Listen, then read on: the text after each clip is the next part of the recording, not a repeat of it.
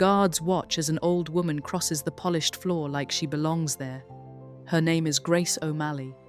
To England, she is a pirate, a rebel, a dangerous woman who refuses to disappear. But today, she has not come to raid. She has come for her son. He is imprisoned, accused of treason, and if this meeting fails, he may die in English hands. At the end of the hall waits Queen Elizabeth I. One woman rules an empire, the other rules the wild western seas of Ireland, and now Grace must do something more dangerous than command a ship in a storm. She must make her enemy listen.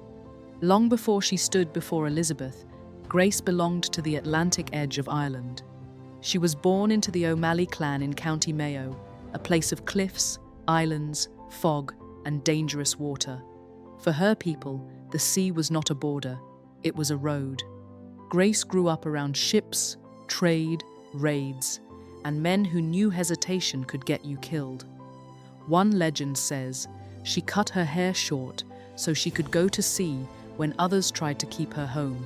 True or not, the meaning is clear. Grace refused the small life prepared for her. Her first marriage was to Donal O'Flaherty, a powerful clan leader. But when Donal died, Grace did not disappear into widowhood. She stepped forward. She gathered ships. She commanded followers. Clare Island became her stronghold, a cold island where waves struck stone and sails appeared through mist. From there, her name began to travel. Her galleys moved quickly through western waters. She knew the safe channels, the hidden routes, and the places where a ship could vanish. To her people, this was leadership. To her enemies, it was piracy. That difference matters. Grace's story is not only about what she did. It is about who had the power to describe it. As English authority pushed deeper into Ireland, Tudor officials wanted taxes, sheriffs, obedience, paperwork, and control. Grace came from a Gaelic world of clan loyalty and local power. So England gave her a label: pirate, rebel, disorderly woman. One official called her the nurse to all rebellions in the West. It was not just an insult, it was a weapon. If England could make Grace look like a criminal, crushing her would look like justice. But Grace was protecting territory, alliances, and family in a world where weakness invited destruction. Later, she married Richard Iron Bourke. This marriage was strategic. Through it, Grace strengthened her position and gained connection to Rockfleet Castle, a stone tower by the sea. Picture it, a dark tower against the water, ships waiting below. Rockfleet was more than a home. It was a symbol of how Grace lived between land and sea, between old Ireland and the expanding English state. Then comes one of the most human moments in her legend: the birth of her son, Tibbet. At sea, imagine the ship rolling in rough water, a newborn crying below deck, men shouting above. Danger, somewhere beyond the waves. The story says that soon after giving birth, Grace rose to help defend the ship. Whether legend or truth, the image is powerful. Motherhood did not remove Grace from danger. It placed danger directly in her arms. She was not fearless because she had nothing to lose. She was fearless because she had everything to lose. As the years passed, Tudor pressure grew heavier. Grace's ships were threatened. Her lands were pressured. Her family became a target. The most dangerous of her enemies was Sir Richard Bingham, the English governor in Connacht. Bingham fought Grace in two ways: with force and with language. He wrote about her as if she were the source of chaos itself. To him, she was not a political leader. She was a rebellious woman who needed to be controlled. Grace was fighting two wars at once. One was on the sea, where ships could burn. The other was on paper, where officials could turn a leader into a villain with a few chosen words. At one point, Grace was captured and faced the real possibility of imprisonment or execution. She was not untouchable. She could be trapped. She could lose.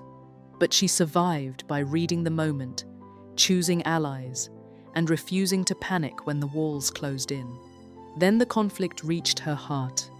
Her son Tibet was imprisoned and accused of treason. Now every political calculation became personal. Grace could continue resisting from the coast, but her son was in English hands, so she made the boldest decision of her life. She would go to Elizabeth herself. In 1593, Grace O'Malley sailed to England and entered Greenwich Palace.